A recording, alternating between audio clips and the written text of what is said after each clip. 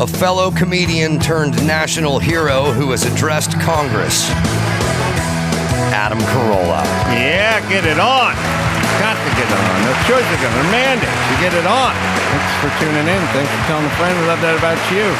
Right, Gina Grant? That's right. And Bald Brian. Hey, hey, hey. And Brad Williams here. It's going to be at Flappers Comedy Club coming up tomorrow and Saturday. And then Columbus, Ohio, Funny Bone, March 25th, 26th. And Virginia Beach coming up at the Funny Bone as well, April 1st and 2nd. Tickets available on his website, which is funny, Brad? BradWilliamsComedy.com. No problem. BradWilliamsComedy.com. Sorry, that was down a little bit on the page. Good to see you, my brother. Good to see you again. Happy to be back. Yeah.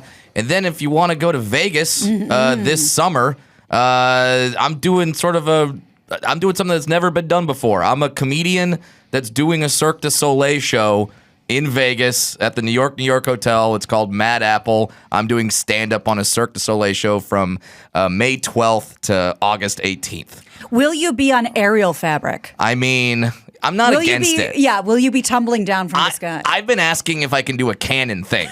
Launch you. Yeah, let's go. I mean, right. I know dwarf tossing is illegal, but they never say anything about firing one out of a cannon. So you're going to come on. going to catch you in his teeth. Yeah. You're going to come on in between their act or before? Yeah. It's like a whole variety show. The theme of the show is the craziest one night you could ever have in New York City, being that it's at the New York Hotel. And apparently the craziest night you could have in New York involves a dwarf telling jokes. So I'm doing stand-up. Because like when I tell people I'm in a Cirque du Soleil show, they're like, oh, so you're doing the silks or you're doing the thing or you're a clown. It's like, no, I'm just doing me. But they're doing all the acrobatics and Wheel of Death and stuff like that. I'm just doing stand-up. I've got the easiest job, to be honest with you. I learned from watching ESPN the other day, for some reason, the trapeze brought me back to this, the phrase alley-oop. Mm-hmm. It's a trapeze phrase. No kidding. What does it mean? French is like up, hands up, like you'd spin the person in the air and yell alley-oop or oop, and that meant grab it. You know what I mean? And so if you think about the NBA, the alley-oop, that's kind of what that's where they got it from. Man, from French acrobats to black guys dunking. Well, I would range. I would like to ask anyone who played in the NBA, same as always want to ask everyone on the Clippers. Right. Origins of the team name, please. Sure. I don't think there'd be a high batting average. Yeah, apparently this translates roughly to go, let's go. Alley-oop. Yeah, that's what you got to communicate when you're on a trapeze. So, well, that looks fun. Yeah. And they give you a suite in the hotel, or they give you the condo that's in the back. Like, how does that work? They got me a pretty good 2-bedroom apartment, and then I'm gonna be living there. And the family will come out and stay for a little while, and I got 2 days off a week. I'll fly home. Thankfully, it's a quick flight. But yeah, 2 shows a night. So let's go. Right. I'm fine. And then I get to sleep all day. I don't really have to travel that much. I'm stoked for this, man. And I just laugh because, when I started doing stand-up, my dad would be like, so you're going to run off and join the circus? And I was like, no, it's stand-up. Now it's like, okay, yes, I am. I hate to say I told you so. Yeah. He was right again. Do you know Carrot Top? We just spoke to him. He's lonely. I heard. He's out there. I feel like I should, I'm worried that if I meet Carrot Top, he'll be like, okay, we're going to attach a propeller onto you, and you're going to be in the show. And you're a prop. Yeah, I'm a prop. We'll staple you to a surfboard, and we'll go, baby on board. Yes. But you got to shave. Exactly. It's like, I'm scared to hang out with Carrot Top and Jeff Dunham. Oh, yeah. Jeff Dunham might see me and be like, I could get a hand up that and work. Yes. And make that mouth move. Yeah, I'm terrified of Jeff Dunham and Carrot Top. Jeff Dunham is the ventriloquist of Carrot Top, essentially. Okay. He collects weird old, probably has 3 Batmobiles, collects weird cars, has all the makes all the stuff himself, just like Carrot Top does. Well, he had the theater named after him for a long time. So I'm sure he's comfortable. Oh, Jeff Dunham is one of these guys. I mean, it's always this way. in comedy. You have the guys you like, and then kind of the guys you turn your nose up at. But when you look at the highest grossing comedians, you know, who are selling out the arenas or whatever, it's always the ones you don't notice or turn your nose up at. Dunham is one of those dudes. Yeah, that's right, Joe Coy. We turn your nose up at you. Now we turn our nose up at Joe Coy. 2 shows at the Forum. With your jokes, quote unquote. Yeah, it's crazy. But yeah, those I remember. By the way, I love Joe Coy. Don't Everyone clip loves that Joe clip Coy. and Don't then come be like, for him. yeah. Him and I lived on a tour bus together. Okay, we're fine. What years were you guys on the tour bus? God, that had to be like 2006 or 7. And I gotta say, if somebody said you want to go out on a tour bus with one comedian, it could be Brad Williams or Brian Posehn. I'd definitely put my money, even if I'd never heard of you or we clashed intellectually. Yeah. Or we were Eskimo brothers or something like that, I still would rather go out with you. Yeah, I'm looking forward to the day. There we are. We all did the same show together. That's right. There you go. Good poll. I'm looking forward to the day when I get to tour bus level, because then I'm going to have my openers, and and in every tour bus they have the room in the back. The room in the back is for the headliner, Right, the big for, dog. Yeah, for whoever. And I'm just going to laugh when that's my room, and then they're all in the little cubby bunks. In which, I mean, but I could run inside the cubby bunk. Right. I'm fine. It's basically like whenever I get upgraded to first class, and then everyone just gives me the side eye, going, "That asshole doesn't need that. Every seat's first class. What the hell?" Yeah, your feet never touch the ground in Coach or Business Plus. No, in fact, I got a great Christmas gift. This is fantastic. It's this little like foot hammock for short people, and you hang it from the tray table, and then you got a little hammock for your feet, so my legs don't dangle anymore. It's adorable, motherfucker. I was shifting gears, something I forgot to talk about when I was taking Natalia to go get her workup yesterday, and the COVID protocol. But the combination, and I had this when I voted as well, which is, here's the combo. The nurses at the station or the administrators who check you in, they're always 26-year-old females of some heritage, a quiet heritage. You know what I mean? They're sometimes Hispanic or Filipino or something, but they're not shouters. They sit and they got the mask on. The desk is 36 inches wide, maybe 42 inches wide, and then they got the plexi set up. Yeah. And then they're now giving you instructions, and they're handing you some sort of clipboard, and they want you to initial. Yeah, where we had an appointment at 8:30. Now I'm pushing my face through the slot opening of the fucking plexiglass because I can't hear. Thereby defeating the purpose of said plexiglass. These are quiet spoken people with two barriers between my ears and whatever's coming out of their mouth. And I don't know why, but people you can't hear don't ratchet it up the third time you go. I'm sorry, I don't have a pen. Might go slower. Right? It's like bring it up a little. Yeah. I'm not. I cannot hear this. Yeah. This can't be an isolated incident. This will happen many times a day. This is happening at the airport, I know, because when you check in, they've got the mask on, fine. And then they also have the plexiglass. Is anyone standing directly in front of the No, we all go to the side like, what? Yeah. Where am I going? Okay. Yeah. Just the plexi part of the microscopic cell that's flying around. The notion that we have 2 foot of plexi with an 8-inch carve out at the bottom where you can slide your license or your credit card through. Total fucking insanity, but I could not understand a goddamn word that bitch was saying. I couldn't understand it. All right, so Natalia got gender reassignment surgery? Yeah. That's exactly right. That's a good way to get into college now. Like my daughter is part Asian. She's a little person. I'm fingers crossed trans. Let's go. Check every box. Yeah. They run the Except that world. one, except Yeah, that one. literally and figuratively, check every box. Yeah, that's what I'm hoping. I'm because then, they're gonna throw her in right to the brochure. Her or him, they. Right. Yeah, I'm not sure what I should say. Is there can you call your shot? Can you be like pre-trans? A preemptive they. Yeah, a preemptive they, just so they don't listen to this audio in 15 years and they get very upset about it. Right. So we'll say they now. Sure. There you go. That covers your base.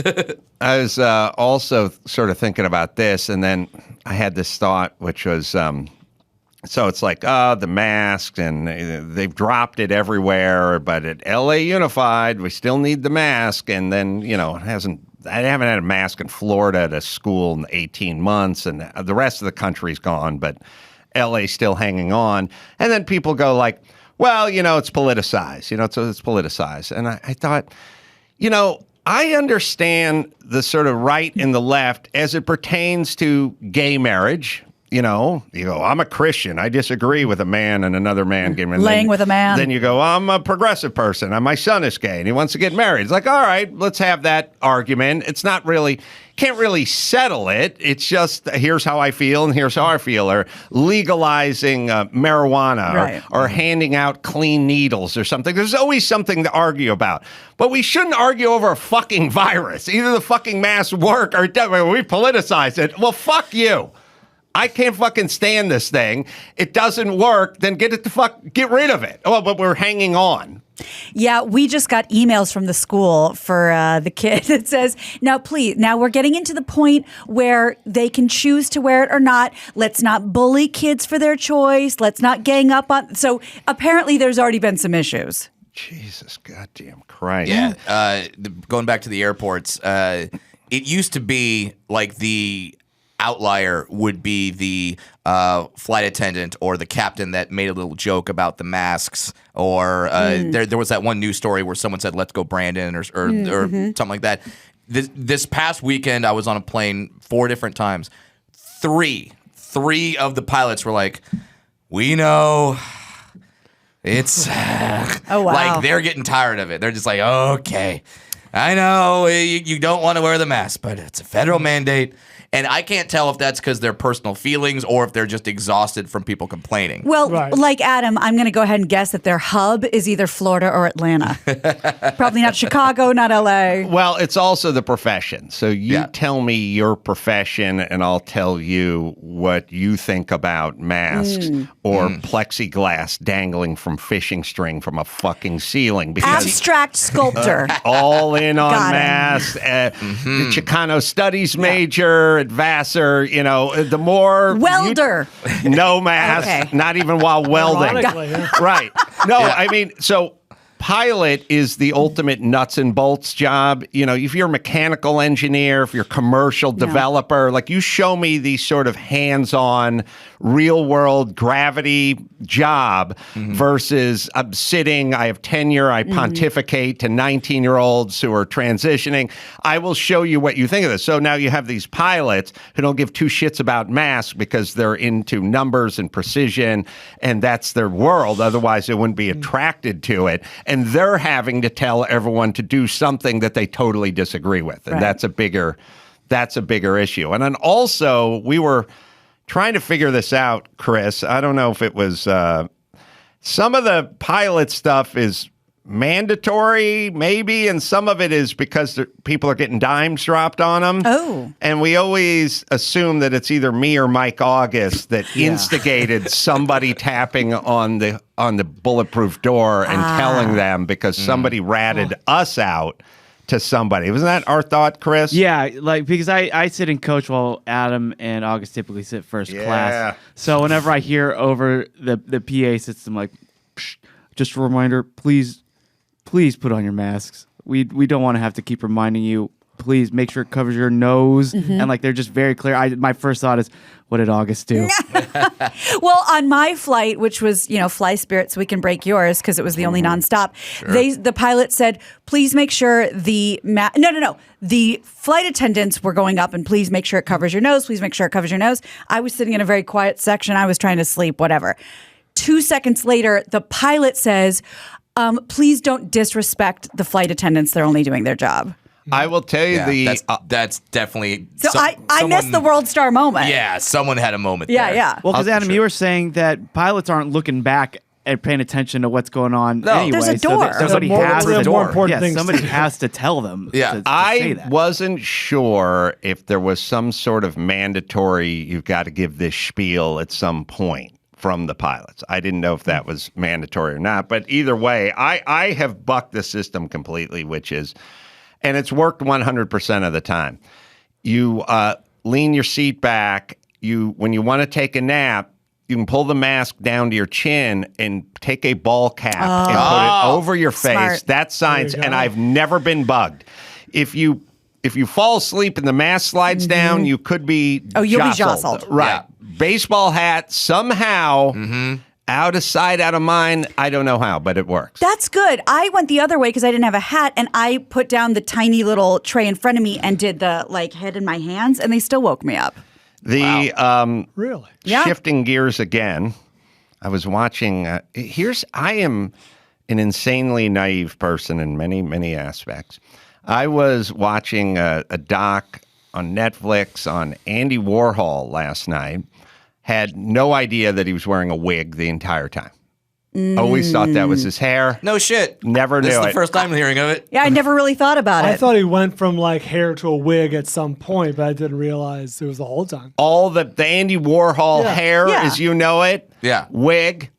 He was this kid from immigrants, landed in Pennsylvania with the super immigrant Lithuanian family or something like that, and had weird splotchy skin. He had a skin Like issue. alopecia, maybe? Yeah, rosacea or Oh. something like that. And his hair started falling out, Brian, probably about the time yours made its move. Yeah, middle school. But Just here's- like all the greats. Yeah, Right. but here's Yeah. the thing. In your era, you had Michael Jordan, you had Charles Barkley, Yeah, my idols. you had the commish. Yeah, that's Chickless. You had all the greats. Okay. This is Andy Warhol. This is Manhattan. This is the late 60s. Can't do that. Your fucking hair's falling out. So his hair's falling out. His skin's all blotched out. He's kind of a physical wreck. And so he gets the big wig and he starts putting on the makeup and the glasses and everything and completely transforms himself. smart. Yeah, it's just Wow. this. Made It's an just this, iconic look out of it. it's just this kid from Pittsburgh or out of the Pittsburgh area. Apparently, I just put in Andy Warhol wig. These wigs are going on display. Oh yeah, at the Warhol Museum. Insane. Can they Warhol the Warhol wigs, make them all different colors and then in different boxes and stuff? Right. Oh, He like had- the soup can. He Yeah, like Warhol soup cans. did too. I mean, he had the gray with the black underneath it. He had one that was kind of red or had a silver one. It had all these different wigs. Wow. Evidently, everyone knew it, but none of us. No. It never. Never occurred to me. It's interesting. Guys got called out for the toupee all the time. Oh, yeah. The hairpiece Yeah, and the yeah. toupee and everything. But guys don't wear wigs, they wear hairpieces. Right. Women wear wigs. So he went, I'm going wig because Burt Reynolds going to get shit and all the other guys we know, I don't know, Shatner or someone like that. But Sinatra, Bobby Darin. he went full wig Sean and Connery. got off everyone. No one ever went, that's a hairpiece Yeah. because it was a crazy grandma wig. Right. No comb over. No. They're probably thinking, who would choose this? Who would pay for this? Brian, Yes. I'm thinking we go an advanced New Year's resolution. Okay, let's hear Wigs. Wow. Let's How go. long am I gonna pull it off for? Let's go wigs. Go do some crazy ones. Yeah, wigs are super fun. You know what? You first. You know what? You should do we should do a wig week. Yes. Here on Like the Adam sweeps. Carolla. Yes, exactly. Here on the show, you have a new wig every week but you don't even mention it. Oh, don't address it at all? No, it's Don't never address it at all. talked I about. brought years ago, this probably 5 years ago, I mentioned that I'm not a hat guy. I don't wear a lot of hats. Adam goes, you should wear a hat. So for a week, wore a different hat every day, and it didn't take. No. But I gave it a shot. Give the old college try. Sorry, Dawson. It's time to step up your game. Wig week. Also, Day one, Warhol wig. circling back to the insanity on the airplane, it was explained to Chris, by Chris to us after we landed when he was trying to purchase a drink on the plane that he could not hand her the credit card. Yeah, well, it was actually trail mix. I just wanted it was a 4-hour flight to Chicago, and I was getting hungry, so I wanted to buy the $5 trail mix that they had. So she's walking around with that credit card machine, and I hand her, I'm like, I'd like some trail mix. She's like, okay. I give her the credit card, and she puts both her hands up, like, whoa, what are you doing there? And I'm like, I'd like to pay for the trail mix. And she says, oh no, it's contactless. And I went, what does that mean? This is just take my card. She's like, Barbara no, Eden over here. I'm not allowed to touch your credit card. Do not, please put that away. I'm not allowed to touch it. Well, so what she wanted me to do is go into the app, enter all the information, what seat I'm in, and then she can use her machine to find it. And then weirdly, after all this, I don't do it because it's taking too long. Then she's like, oh, do you want pretzels or a cookie? And then she just hands it to me.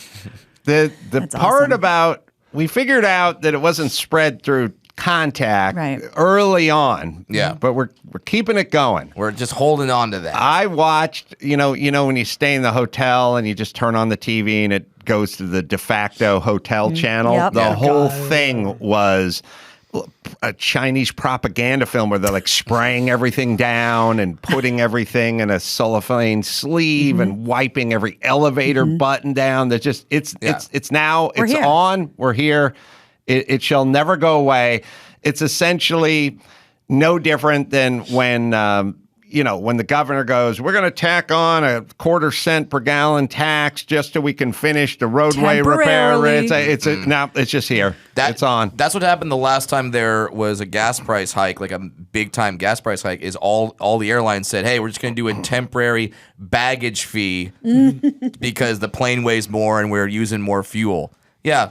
When did that one ever go away? Yeah, I'm glad you brought this up Ever. because it is the top story for today's news. Oh, really? Yes. Fun. You should see the crazy whirling dervish dance of the retards that me and Mike and Chris engage in every time we pull back up to the airport at 7:15 in the morning on a Sunday after coming off the road, which is we got our bingo hopper, we got our merch bag. It's all got to be checked.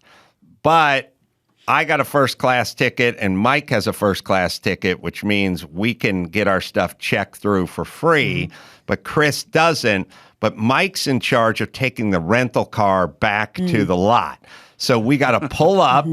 Mike always pulls up. You know what he did last time? They'll do like a unload curb, and then 20 feet ahead is towaway, no parking. Oh. He'll always pull right ahead to the towaway, no parking thing. Then we jump out, spot whoever the guy with the windbreaker cop is, and we got to make the move. We got to get in there. We got to check it. We got to get it in on the first class tickets Before with he me gets and his Mike. notepad, Mike's like tickets out. yelling, ID. He's running like OJ through the airport, throwing it out, and then he's got to run back out before the car gets towed or grabbed or ticketed. Yeah, he sent me into a full tailspin in Portland by pulling up into the tow zone, taking the keys with him, and just said, Gina, no matter what it takes, make sure the car's here. It was fucking horrible.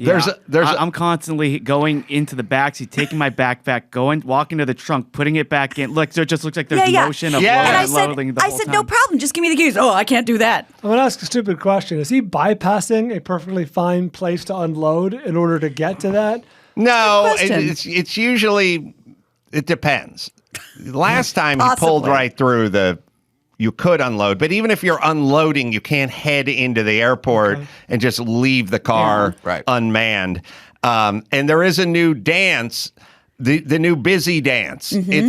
I was trying to pick someone up at Burbank a few weeks ago, and their flight was delayed, and I pulled right in on the curb, and I had to pop things and pretend like I was Look around. doing things. It's an extension of the dance you do when your dog takes a shit and you don't have a bag, and there's people around. We go, hey, well, I got that. Where'd I put that bag? I got the extra bag. Oh, just have to here's keep my bag. going. Like just until they stop looking, I can pretend like I'm. But you do it with a backpack. Happened to me at LAX. I was sitting on the carpet, and the service dog pissed 2 feet from me. Oh, I wanted to bring that up. Sure did. And it must have smelled other piss because that's where it had to stop and smell and scratch and piss. And the girl goes, Ruffles, Ruffles, and walks away and then comes back when it's time to board. Oh, so it didn't even like flag try to flag a custodian She down? kind of or- just no flag a custodian down. She's like, oh, bad ruffle, and I'm thinking a service dog knows how to hold it. Yeah. Oh, yeah. And I'm sitting on the ground because I found an outlet for my phone. And there was it was bad ruffles and just kind of wandered around. How are people getting by with the fake service dogs now that we've Don't know. clamped down a little on them? This is essentially a corgi that's 2 inches off the ground that pisses wherever it wants. Who's buying that this is a service dog? I think it falls under HIPAA. Like, you can't ask, what's that dog for? Yeah, but they've cleaned up a lot of the other dogs that Yeah. were there. So they've started to enforce they started to enforce something. I famously saw the dog with the diarrhea. Like Hansel and Gretel in the breadcrumbs. That thing Fine went as well. down, turned the corner, went around. People were pulling their suitcases right That's through it. horrific. Okay, let me tell you guys something with the hot travel tip. Last time we flew, maybe it was out of KC, but maybe out of Chicago. When I got onto the plane, and we usually get on close to last, the entire jetway was filled with hard case bags with wheels on them that were not making it onto that fucking airplane. Yeah. And there was 25 of them just piled up. It was a full flight, whatever. Get a goddamn duffel bag, people. They don't pull those out of your hands. You wheel it, and they see you, Yes. and they flag you. Do not do that. Get the fucking duffel, man. Well, the hard case does seem to be the trend. And I don't understand that because you can't squish it. So Yeah. that's like everybody's into that now. Yeah, because I've got a soft top that can be squished down Yeah. very, very small. And and no one takes the dwarf's bag away because they're like, it can't take up that much. Like, it's the same size bag as your guys, but it's like, hey, what does he have in there? He's got nothing. A pot of gold. Yeah. He's got nothing in there. Like, Skittles can squish down pretty tight. So they're just doing that. I think with the whole dog thing, it's kind of like the drug lords, where it's like, oh, we build the anti-drug wall, they tunnel under the wall. We do we stop the tunnels, they do submarines. But now they're doing that with the service dogs. All right, we banned all the emotional support dogs and only service dogs. Okay, well now they're finding a new way to get this A dog on fancier the plane. vest. Yeah, exactly. It is funny. Speaking of dogs and taking them places you shouldn't, I had this weird, funny conversation. I was talking to Dr. Drew like 45 minutes ago. And I said, how's it going? He's like, oh, man, what a day at the office. I just had all these people coming into my office, heart conditions and situations, and some things were like really dire. And it was just a shit show over here. And I said, oh, man, that's tough. And he's like, yeah, man, it was really rough. And then at some point he went, he just paused and he went, hold on, you handle him. No, you take him. I'm not going to take him. You take him out. Take him out. And I was like, oh, man, another sick person. Or sometimes people get a little out of control. They want stuff. Sure. They're medicated. There's some dementia or something. And he's like, no, you handle him. I'm not going to take. All right, fine. I'll take him. Come here, Rex. It's his dog. Oh, okay. It's Rex Honey Badger. Yes, it's this dog, Rex, who is a shepherd. He's a Aussie shepherd. who herds people around. That's his training. All right. We got some Ted Koppel, Bobby Hollander. Oh, boy. Right, waiting for you. First, I'll tell you about Simply Safe. U.S. News, PC Magazine, and Popular Science all rank Simply Safe Home Security as the best home security of 2021. U.S. News just named it the best home security of 2022. It's a great product, great company, peel and stick, set up in under half an hour, maybe 45 minutes. Batteries last up to 10 years. Every door, every window, every room, 24/7, backed by the best professional monitoring in the business, ready to dispatch police, firefighters, or EMTs, less than $1 a day, and you set it up yourself, and it's easy, no long-term contract, and you can try it out for 60 days for free. Customize your home's perfect system in just a couple of minutes. Go to Simply Safe, 2 I's, simplysafe.com/Adam. Go there today, and you can get a free indoor security camera plus 20% off with interactive monitoring. That is simplysafe.com/Adam. Well, if Ted Koppel's going to come in here, then we got to dust off Bobby Hollander, and we'll do that right after this.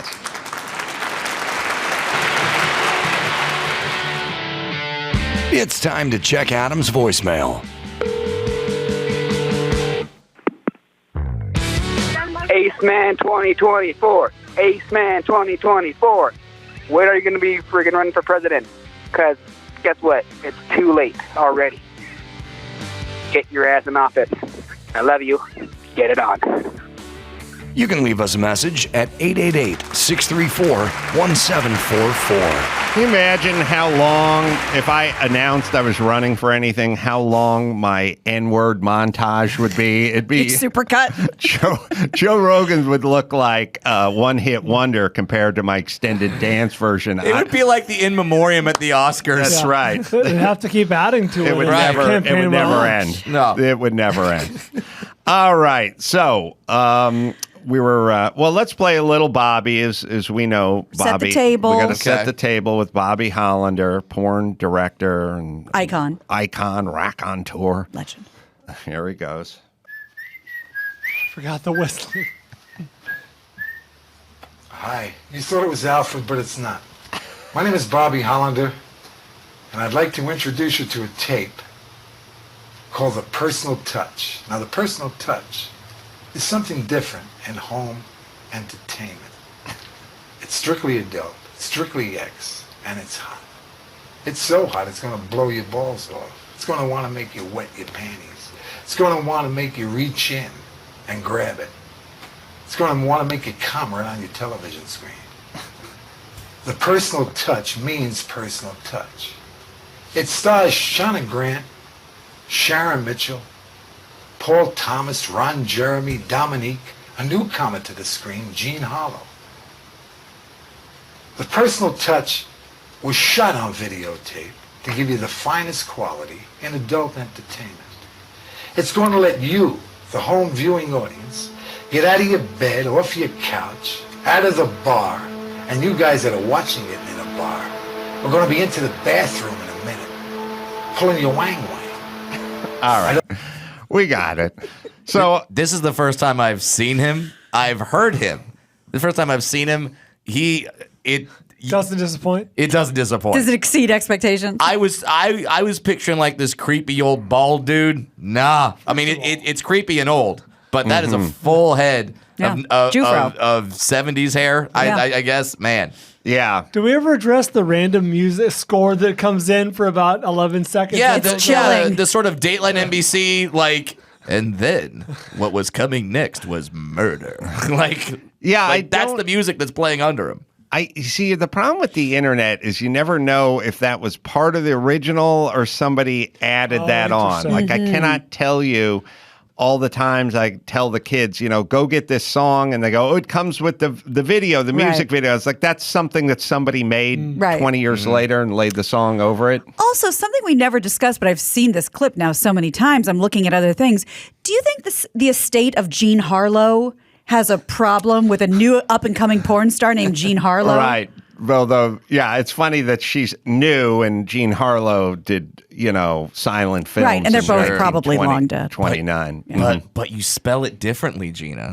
Okay. So it's not the same. I didn't Well, realize let's see, Chris, did the real, how many years was the real Jean Harlow on this I can tell you planet? right now, 26 years. She died Oh, boy. 1937. Jean Harlow was Yeah. only 26 years old when Born she in died? Kansas City, Missouri, died in L.A. Good Samaritan Hospital. What the hell? I don't know. She's at Forest Lawn, of course. 26 years old, married 3 times. Damn. Wow. We got to look into this. That's all That's right. the life. I've got all right. I've got a relative who was married 3 times and had 4 kids by the age of 22. This is pretty up there. Yeah, Wow. this is crazy. Yeah. Now, you died 26. Is car accident or OD or something? Hold on. Seems weird. And then you got to find porn Jean Harlow, too. Because Says here she died of uremic poisoning brought on by acute nephritis. wow. Fucked herself to death. It's a inflaming of the kidneys. You're such Wow. a fucking terrible person. She Frank. could have been saved by cranberry juice. Yeah, If we only knew then what we Toxic know UTI, now. yeah. Instead, we thought that we could cure her with mercury. Yeah, or the leeches Leeches, didn't work. Yeah, yeah. I mean, we My had God. penicillin back then. Yes, we did. Pretty sure. How did we treat whatever the heck she had? Outpatient, man. Yeah. Now, nurse practitioner. Like, I don't even think you'd see the doctor. This at is teledoc. point. Yeah. Yeah. Was WebMD shit. Yeah. Yeah. Go down to the CVS. I am curious, like, what killed her that definitely wouldn't have killed your 26-year-old sister. Doctors prescribe water pills Jesus. just to pee it out, I placebo. guess. By the way, water. All the water you're getting is the water you use to swallow them. Water pills are salt pills, I think. I don't know. Wow. To control blood pressure, somehow that's linked to the kidneys. Just pee it out. So, and I'm guessing porn Jean Harlow. Did she go the same way? Made. It is spelled the same way, yeah. Oh boy. Oh, there was a lawsuit. How involved. is she still with us? That looks like her only credit. Oh, really? Was she a one and done? Grand opening, grand closing. I wouldn't be surprised if we changed her name. You know what I mean? Like, probably had a long career Indeed. Cease Yeah. and desist. under the name Marilyn Monroe. That's right. All right. Maybe Van Dorn. All right. So this is set the scene for me, Adam. Is this a do we have some audio problems and we need Mr. Koppel to dub over? Clean it up. Yeah. Bobby is not available. He's injured himself on the set of Taboo 4, and we need a young upcoming. Now, this is young Ted Koppel. Yeah. He hasn't necessarily made his bones Oh, Theodore. in the business yet. Yes, my name is Theodore Koppel, and my goal is to one day be a newsman. Well, you were recommended highly from the VO agency, and we thought maybe you could come in here. Now, this is an ADR session, but you just go ahead and record it, and we'll just go ahead and put it in Bobby's mouth. I'm sure that's a line from the film. Yeah. You familiar with Mr. Hollander's work? My God, am I? Do I like to stroke it to a good Bobby Hollander movie? Okay, all right. Nothing good. I like more, sitting back, having a scotch, and then rubbing one out to a Bobby Hollander film. Well, that'll be good. I'll tell him. I'll pass that along to him. That'd be fantastic. Do you think I can get an autograph? I could run something by. He's sort of at home now, trying to recover from the incident on the set of Taboo 4, which Obviously. I can't talk about for legal reasons, obviously. But We don't want to disturb him. I can get you Jean Harlow's autograph. It's not the real one, you know. Oh my God, Yeah. Jean Harlow. Yeah. Oh man, I think I used a whole bottle of lotion to her. Yeah. Not the one who died of consumption in 1937. Right, that's what turned me on. No. This is a new act. She's from the Van Nuys I area. really get a boner for kidney disease. No, the original one was killed by Fatty Arbuckle. Oh. This one is a new. There's she's a new runaway. Jean Harlow. You know what? Let's not get mired in the right. details. Let's just go ahead and see if we can have you lay down some of this ADR, and then I'll just go ahead and throw it to the editor, and he'll just go ahead and lay it over Bobby. No problem. All right. All right. Hi, this is Ted Koppel. Now, there's a new adult film coming out. I think we should do Bobby Hollander. You want me to say Bobby Hollander, even though I'm Ted Koppel? Well, people, listen, pardon me, but everyone recognizes Bobby Hollander. Well, obviously, Yeah, he's who are a you? legend. We don't know who Ted Koppel is, so they're going to go, that's Very Bobby true. Hollander. Very true. Especially Okay. in this industry. You know what I mean? Totally understand. Yeah. Hi, I'm Bobby Hollander, and I'd like to introduce you to a new tape. Are you looking to spank it when you're by yourself? Well, you're going to get an opportunity with the personal touch. Oh my God, is this thing hot? It's like a war zone in Ukraine. It's that hot. Yeah, let me jump in. What? First off, you have a script. I don't think there's anything about the Ukraine. Well, like I said, I'm trying to be a newsman. Secondly, when would the Ukraine ever have a war break out in it. Oh, you're right. That's unrealistic. I don't even think it exists at this point. Yeah, it might just be the USSR. I think it is. So let's just go ahead. And, no problem. You got the magazines that you could have seen some of these gals in. Right. Shauna Grant. So maybe we get some clean. Okay. Penthouse, swank, high society, that kind of thing. Absolutely. This film, The Personal Touch, it's gonna make you want to blow your balls off like a Vietnam bouncing Betty. Yeah. Hey, sorry, Ted, Bobby. I'll call you, but the war references.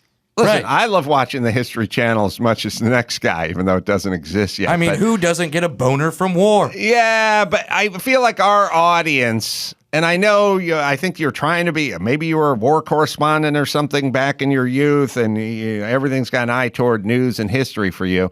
But for this gig, all right, we just kind of focus on Swank and Velvet Magazine and Shauna Grant, and we stay in our lane. We're in the porn lane. Porn lane. Strictly X. Yeah. Strictly X. All right. Yeah, adult. Well, this film, it's strictly adult. It's strictly X, and it's hot. We hope you blow your nuts off to this tape like JFK. Okay, Ted. You don't think JFK blew his nuts off? No, maybe he did. Maybe he was quite the coxman. Right. No, look, the ladies loved him. He There's probably no doubt about blew a presidential nut all over Jean Harlow's tits. He's got a point. Yeah. Okay. So we got that. Got that part. Okay. All right. So then what we're looking for is a little more of the stuff that's scripted, because again. Oh, I see the script here. Yeah, we gotta kind of put that into Bobby's mouth. Totally understand. Understood. All right, here we go. This tape, The Personal Touch, stars some of your favorite adult film actresses: Joanna Storm, Ginger Lynn, Shauna Grant. You may have seen them in adult magazines: Swank, High Society, Jugs, and Gent. Might I say, I believe you're the ultimate gentleman if you stroke it to Gent in a bathroom at a gas station. What's more honorable than that? Very gentlemanly. Well, yeah, okay. Ron Jeremy is in this going. tape. Ron Jeremy, if you want your lady to think you're attractive, throw on The Personal Touch. You're gonna look like Fabio. Does he exist yet? Next to Ron Jeremy the Hedgehog. I hope you put new batteries in your vibrating machine, and then when you watch The Personal Touch, you're gonna want to jam that vibrator so far up your ass, it's gonna give you a stutter. Okay, hey Ted. What's that? Oh, listen. That made me smile, but. Again, let's really figure out the audience that's watching here. And let me tell you this. Have you never tried a vibrator up the ass? It's delightful. Okay. You give me a pina colada and a vibrator in the rectum, and man, I am one happy couple. Yeah, well, see, a lot of these people take their marching orders from Bobby. You know what I mean? And when he's telling them to... grab their wang. They're not asking questions. You know what I mean? Come all over the TV. All over the TV. All right. Go to the bar and beat off. And so they're listening to what he has to say, Oh, so maybe tell him things that turn me on. Yes. Okay, like things that I like. That's good. Yeah. All right. Yeah, I think there's some liability in saying jam the vibrator up your ass. I feel like Totally I'm understand. Not a lawyer. Okay. All right. The Personal Touch. This is the hottest tape you've ever seen. There's nothing better than watching The Personal Touch while you're alone with two TV screens. One on The Personal Touch, the other watching Walter Cronkite. You're gonna come... You're gonna come all over that Cronkite face as you're watching The Personal Touch. And then you're gonna want to stay tuned for Nightline. Yeah. All right. So in terms of network plugs, we can't have that. Do you think there might be some crossover? It's not really my job, Ted, to sort that out. It's my job to provide a script, have you lay it down. Maybe we can just get like for instance, can you give us some choices? Some choices. Yeah, like we can just get like 3 clean, Swank magazine or okay. jugs or I understand it. Mm-hmm. So just 3 clean. Give me some choices, and I can some to have in the edit bay. You may have seen this actress in Swank. You may have seen this actress in Hustler. You may have seen this actress in oh God. Chucks. Chuck, sorry. Ted, did you orgasm? Hold on. Don't touch it. I wasn't gonna. Don't touch it. Woo. I spoke into the microphone a little too well there. Oh, I got very excited. Wow. Whew. You yeah. Let me get. I waltered all over my crunkite. Hold on, Ted. Can you bring that roll of Bounty? The fuck do you mean what for? Because I spilled a smoothie, you retard. Oh, this tape, the personal touch. I know from experience. It'll. Oh, he's in his refractory period. We have the actual Bobby Hollander's Intro to Personal Touch 2. Oh my God! There's a This is sequel. breaking. Yeah, I'm waking up now. Did you just? I'm find ready this, to go Chris? for round 2. I didn't know there was a sequel. So yeah, He's in a it's ladies' been nightie, Been a maybe? couple years. He's got the kimono. He's got With an unwilling participant. little more salt than I call her pepper a in the hair. hostage. Yeah. Here it is. I'm here with a young lady who you recognize from the adult film industry. Her name is Honey Wilder. She's been in the business a couple of years. She's done some great films. She's in this film with me, co-hosting this film with me, because the personal touch has gone beyond what it did in Personal Touch Part 1. Right now, what we want you to do is sit back and relax. Unbuckle your belts, call over your neighbors, pour yourself a glass of wine, and let us reach out and personally touch you. And by the way, if you don't step a step forward, you're personally touching me. I have to change. We have to start somewhere, darling. This is the first time I've ever held this lady, and a finer lady in the business is hard to find. Except for Cody Nicole and Shauna Grant. And I want to know what that is behind me here. That's my pistol. I know. Oh, sorry, You're just my happy pistol. to see me, huh? Right, we have crystal on this tape. Before I forget, let me remind you that one day, real soon, you'll be able to send away for a Personal Touch TV screen cleanser. We got a lot of complaints from housewives, cleaning ladies, maids, that the Personal Touch is causing stain on the TV screen. Cleaning ladies. We love every complaint we get because it means the film works. We're trying. Sure. trying Balls for deep. Oh, right inside her. Can we? Yeah. How about a kiss? Oh. So, Is there call all your friends over. That's right. Yeah, call your neighbors. Call your friends. Call your neighbors. Call up Dan Rather. He's got a personal touch. Let me tell you. Jesus Christ. Wow. Call your neighbors. Call your neighbors. And then they want to they want to eventually sell the personal rags. touch jizz rag. Yeah. Yeah. The screen cleaner. Yeah. The screen cleaner. They got a lot of complaints from Cleaning maids. Housewives. By the way. All right. Gina. Yeah. What would one of those complain calls sound like? Steal! You want to do Minnesota Mom Yes, I would. complaining about the jizz on the TV? All right, hold on. I'll be Bobby Hollander. Okay. Hello. Oh, hi. Who am I speaking with? Who do I have the pleasure to talk to? Right now, you're talking to Bobby Hollander, the writer-director of The Personal Touch. Hi, Robert. Nice to talk to you. I hope you're having a great day up wherever you are, probably sunny California. I just had a quick question for you. Now, let me guess. You pleasured yourself too much to the personal touch? Well, I can tell you that my husband Howard has your tape, and boy, does it rev his engine.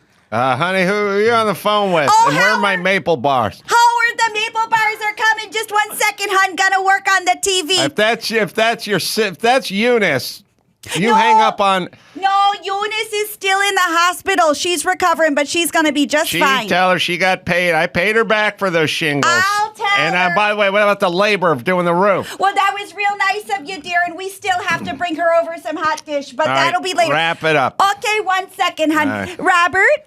Now let me guess. Did your husband blow his balls off? Oh, well, I assure you, I don't know what you mean by that, but I gotta tell you, the TV has a little something over it. Well, at first it looked kind of wet, and now it looks like it's dry. Darn it, I can't get it off, but I went into the VCR because there was an old Murder, She Wrote, that my favorite one, and I wanted to go ahead and watch it, but... Hey, it's your neighbor. You called me to come over.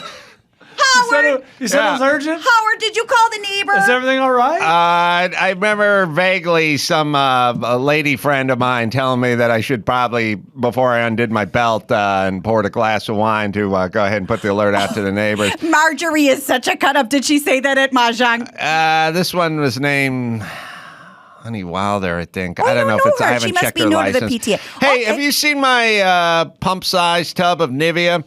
Oh, yeah, I was using that because I'm out of cold cream. You know how I sleep on that, and you always say, oh, now, dear, don't sleep Yeah. with all that stuff All on right. your face. Well, just smear a little on a playing card and give me a few minutes in my office here. That's not how you play Mahjong. Did you want me okay. to stay or go? Howard, who is this? Hi. Hi, it's your I'm just neighbor. on the phone, so just 1 second. Sorry, I haven't introduced ourselves. We just moved in a couple of months ago. Yeah, sorry. That was I didn't mean I was overzealous.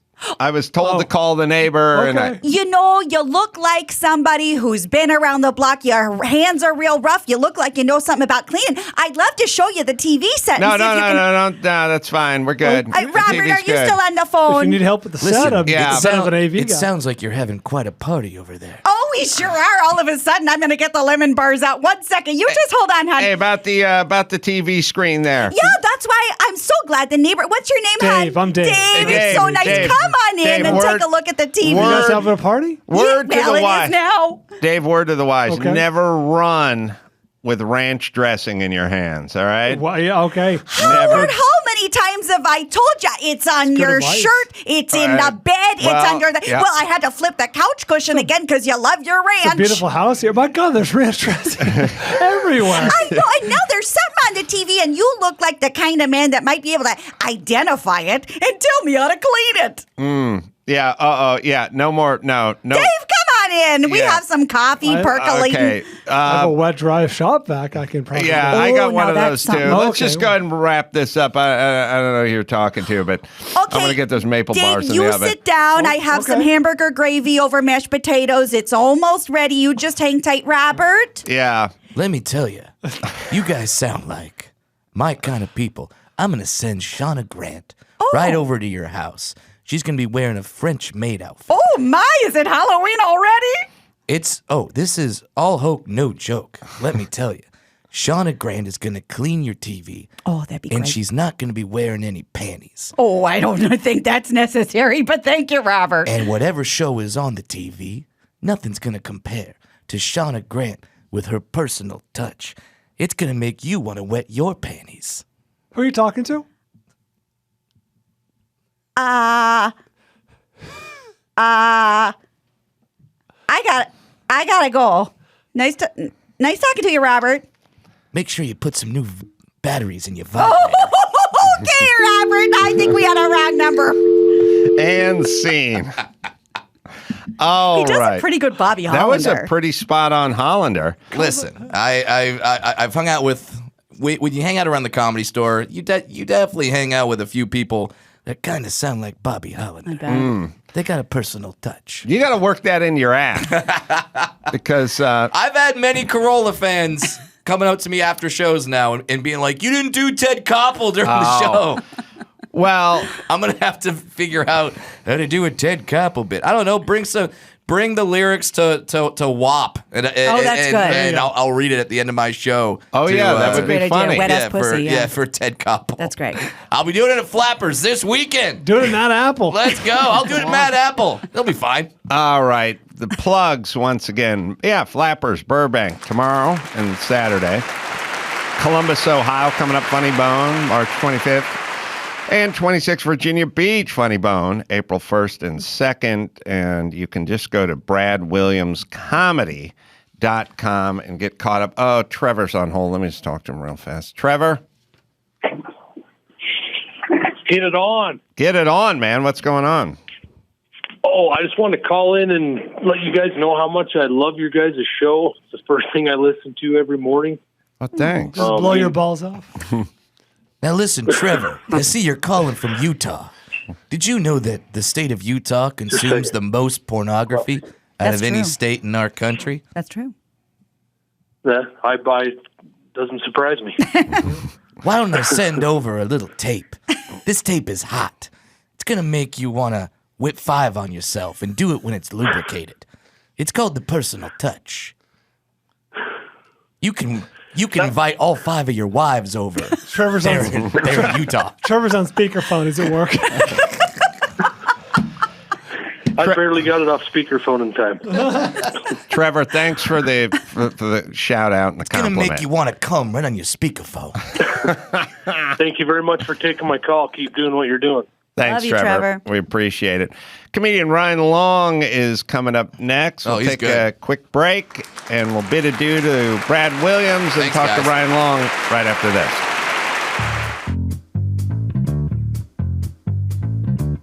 There's two annoying types of white people. There's the white people, they're like, white people are the worst. We should fucking die and they should kill our babies. You know. They won't even let my dog be trans. Like, they're just fucking tight, right? But then there are still white people that are like, actually, white people are the best. Let me show you some statistics. And you're like, I don't want anything to do with this either. Can anyone just be normal? Can people be normal in this country? Is that a possibility? By the way, I'm the first one. I hate white people. I actually have a group, Whites Against Whites. There's no blacks allowed, obviously. But Ryan Long on the Adam Carolla Show. Stand-up special, Ryan Long, White Immigrant, available on YouTube, and you can subscribe to his channel as well, Ryan Long. He had that when the wokes and the racists actually agree on everything thing that went completely viral about, it was about a year and a half ago now, was it, Ryan? Something like that, yeah. Yeah. I like all that music behind my bits. That's jivey. Lively. Yeah, I got to start touring with a jazz guy. Well, you were in I'm just reading here, you were in a ska punk band? Oh, back in the day, yeah, it's a different life. Yeah, what? Oh, because you always have the Boss Stones. That's... Yeah, I love Dickie. Dickie's your boy. Love that guy. Always love it. You can always tell because when I met Dickie, I was nobody, and they were a huge band, and they were just parked in their tour bus at the K-Rock Weenie Roast at Irvine Meadows, and he was like, "Come on in, have a beer," and I just went into the tour bus and just drank beers with him back when he didn't need to drink beers with me. Yeah, we toured a lot with a lot of the American ska bands like Less Than Jake, Mad Caddies. I actually got the two-tone tattoo. Oh, shit. You can't get rid of that. Yeah, is that who made that famous? The two-tone Specials. The Specials. Yeah, that's the Specials. Every ska band was like a couple drunk dudes, and then the band department just got raided for nerds. Sorry. Oh, sorry, bro. No, sorry, scratching my nose. Thought you were raising your hand.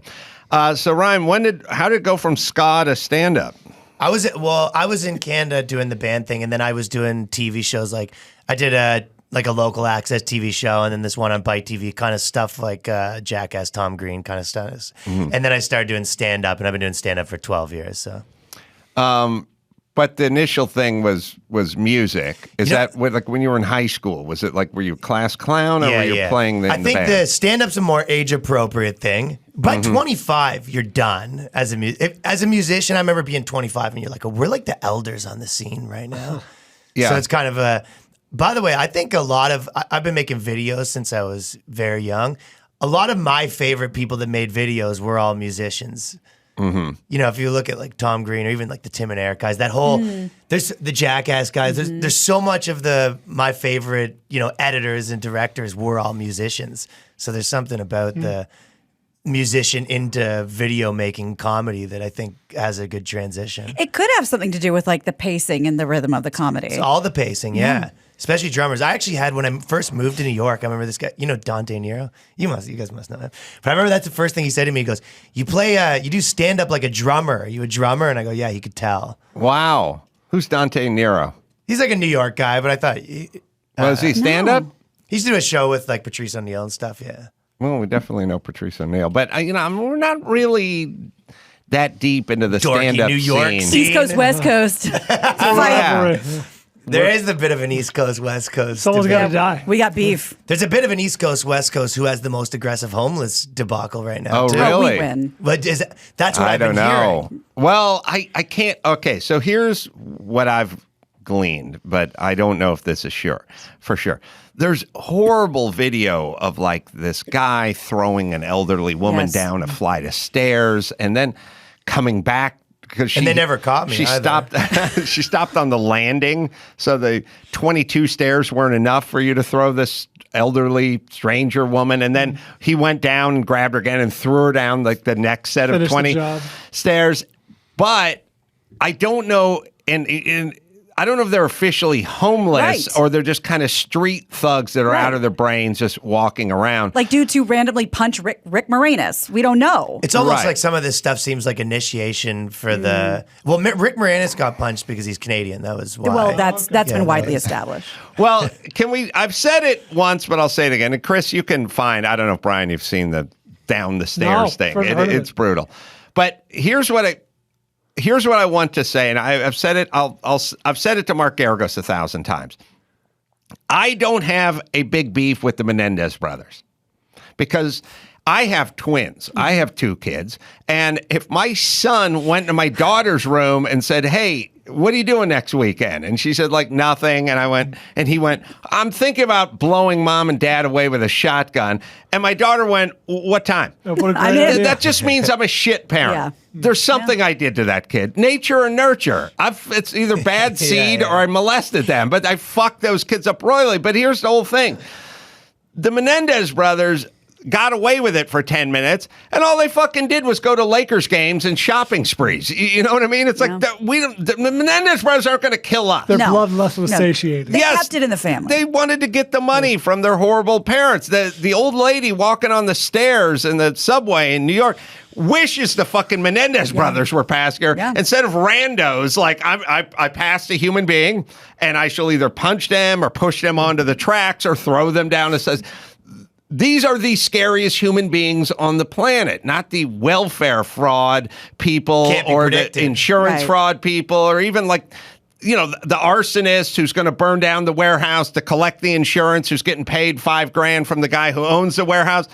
He's a gun for hire. You can walk past him pass him on the street all day. But we have a system where the guys who do the insane things, we go, well, they're not the Menendez brothers and they're not arsonists, so we'll push them back on the street. Now they're on the place. Yeah, the randomness is where the they pass people and fucking, it's horrible. And if you watch the tape, you'll see chivalry is dead. They're like a couple of dudes going the other direction on the escalator, and they're just like, I'm not getting hepatitis for no fuck. And we've also set up a system, which is if I jump over this and grab the dude, I could either get hepatitis or it'll be a hate crime or he'll sue me. And then you rationalize. You go, what did she do, though, for real? Yeah. I mean, look at that cardigan. I'm not about to play judge and jury out here on the subway system. Yes.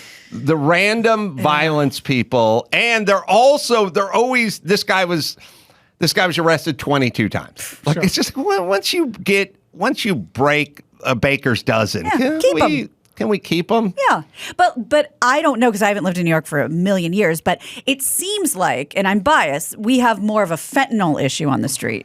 Because we talk about that all the time. Like, guys are shivving each other and they're all I'll tell you what, that's New York's a little more of a hustle bustle city. All of our guys, they got some scam they're up to. Whether that's selling junk on the side of the street, maybe they're a drug dealer, maybe they're prostitutes. Your homeless are more just chilling.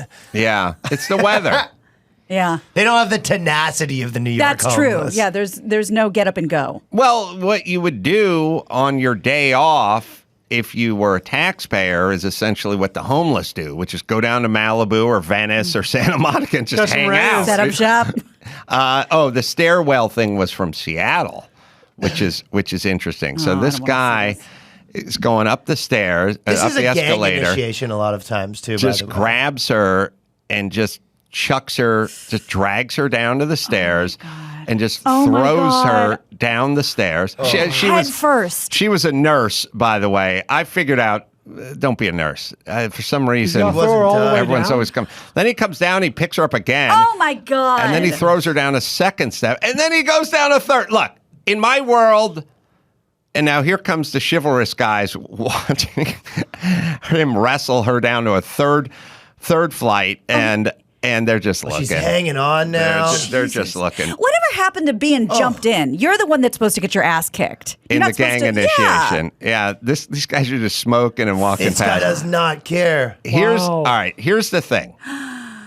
Look, if you have a dog and the dog just bites the UPS guy or the Grubhub guy, he does it 2.5 times. You go, we got to put the dog down.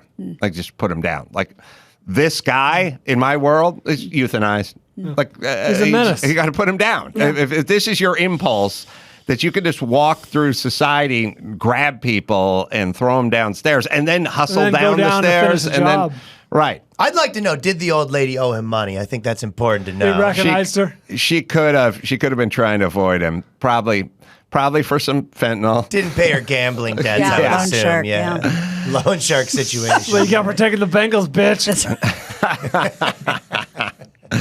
All right, so it's scary. She got 3 broken ribs out of it, and her clavicle too. But also, how fucking freaked out would you be if you were that person? You'd be like, now? I'm not her. Whatever I'm a different person. Yes. Literally, well, for obviously it goes out saying you don't go downstairs anymore. Those are off limits. Well, you don't leave the house after you go through something like that. And what if she world's a lives scary place. in a 2-story house? Then that's a good point. confined to She the- lives in the basement now, and the food can be brought down in a pulley. Or she needs one of those things that I want, which is the device that pulls you up the stairs. Oh, right. You sit on it. You sit on it. Those are huge. For the elderly. What's Yeah. the age where it's acceptable? I don't know, but I'm at the point when I see the commercial with the bathtub and the door. I'm like, door in the bathtub. I'm on the margin. That doesn't seem like even if you're fit and able-bodied and 19, that doesn't seem like a bad idea. They move too slow is the only problem. They need, if they could speed, because they're meant for old people. If you could speed that puppy up, it could hit the under 30 market, I think, even. Yeah, and the problem with speeding it up is probably every 80s bad movie where the guy goes, I'll just hook that up to some 240 and juice it up, and then the guy flies out the window. That's how it works. But the sky roof. Yeah. So I'm getting to the age when I'm looking at stuff and I'm going, yeah. Craftmatic adjustable, you say? Yeah, those My Pillow slippers look pretty damn comfortable. I could put this food in a blender and just eat it like that. Yeah. I don't need hard steaks. Yeah, everything looks pretty good. I've been working harder, not smarter. Yeah, cutting for the birds. Yeah. All right. So where were we? You got gigs. You got dates coming up, right? Oh, next weekend I'm in Nashville. Yeah. Oh, you're at Zany's? Yeah. The Been- main thing is though, White Immigrant, the special. YouTube.com/Ryan Long Comedy just released it. Why are you kind of having to go your own route like a lot of comedians going their own are? way, yeah. Yeah. So there's this thing where Netflix isn't interested in a lot of folks. Whitey, heterosexual. They've heard from you. Things like Moving that. on. We've had our time. Yeah, I feel like in Canada's even worse, right? Because it's essentially funded by the government, and it's even if you do get the gigs, it's not even a hot gig, right? Did you say con or what? Canada. Oh, Canada. I didn't hear the duh part. No, I'm from Toronto. So when I moved here, I had a bit of like, I'm not going to try to play that game. that game, the best part about it now too is every musician or comedian or anything, at first you want to be, I don't need the industry. And then the money starts rolling in and people go, all right, maybe I'll do the thing. Whereas they didn't even want us in the first place. So now by the time the industry's like ready to take all of us, everyone's like, well, we don't need that anymore. Everyone's making money, selling out clubs. They got to, like kind of what you built is huge. But I mean, you've obviously done the real thing, but everyone has their own studio and their, employees, and we've built our own ship now. We don't really kind of need those gigs. Well, Canada is more progressive and more woke than the United States. The smaller the Trudeau place, is, the less there's a counterculture. That's why probably, Portland's your wildest places, right? Because anywhere in America, there's that, but then there's also kind of the underbelly and people doing their own things. In a small place, there's not enough room for anyone to do the opposite. So they kind of only have that. Yeah. So Canada partially underwrites or is involved with like they have rules with music, Yeah. They have What to do you play mean? it. In Canada, if you have a radio station, you can't play Van Halen and Led You just gotta Zeppelin. play Drake and Bieber. You got to weave in a little Gordon Lightfoot or Anne Murray. I'm going old school. Anne Murray. Oh, no, but that's for real? Because I thought you meant we have that too. You can't play the same song over and over again, but you're talking about national Canadian pride. artists. The Bryan Wow. Adams disrespect is shameful. Yes. Well, you know what? It's funny because I remember when I was in the band, they had, tons of grants. And there's a whole bunch of people just making a living off of stealing money from the government, essentially, right? Grants for artists. Yeah, right? But I remember at the time, like maybe 10 years ago, them kind of saying, we had some stuff making fun of God or whatever. And they were like, you got to take these out. And then 10 years later, when I was doing TV shows for CBC and making content there, they were like, hey, you can't have anything making fun of women, or the whole thing changed. You could have a song about having sex with Jesus, and that was fine now. But in 10 years, the amount that it completely flipped. Yeah. So I used to have those arguments all the time. I remember when I was doing my thing, you have to fill out diversity reports. So it goes, who's the director, who's the thing, and I was doing all these jobs, so it'd be like Too many white people. Yeah, but it was they go, you. your director, your editor, and the writer is white. I'm a white man, Right. and you go, well, it's all me, and they go, well, you can't do all those That's jobs. problem. That's funny. So you kind of like, my trick was I always go, well, I'll just hire all my boys, because that was like a multicultural group. And I felt like race took precedent over gender in Canada, so you could kind of get away with being like, it's a bunch of dudes, but we're not all white. Yeah, it went from, I've been doing radio out here for a long time, and it went from you can't make fun of God, you can't say titties, it's all this sort of Christian coalition stuff, to don't transgender and all the woke shit or whatever COVID has become. Like, it went from... Switches a lot. But the insidious part is it went from words to ideas. So back in the day, you couldn't say "God damn it," you couldn't say titties, but the ideas were never policed. Right. As a matter of fact, you could say whatever you wanted idea-wise, just as long as you didn't use any of these words. Yeah. Now they're fucking going after you for your ideas, which is a much more insidious, scary kind of. It's sort of funny too. You in. can still say all the bad. You can still say the same thing, but you just say it's like, this racist came up and said blank, and you can say all the racist stuff. Like, if you look at the actual words, like you said, all the same stuff's getting said, but they'll just say it from the other perspective. If you want to say, this guy came up to me and said, black people steal, but you just go, this guy came up to me and said this, and you go, did he though, or are you just saying it and pretending he said it? So in Canada, they're pretty involved with the arts in terms of grants and funding and stuff like that, which I've never look. Either make it as an artist or don't make it as an artist. I don't feel like I need to.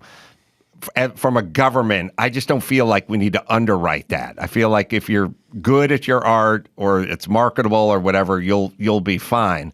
And if not, get a fucking job.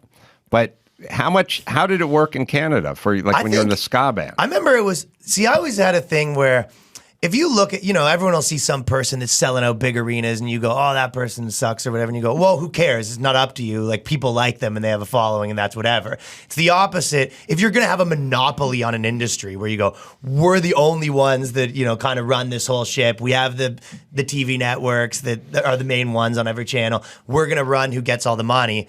Well, then at some point you got to make it at least to some degree of meritocracy. If you run your company and you go, hey, this is who we're going to hire. We don't care who's the best. We want to do this. We want to do this. We don't care if it gets 0 views, but we want to pour our money into this. Who cares? But when it's a government monopoly, it's even more ridiculous.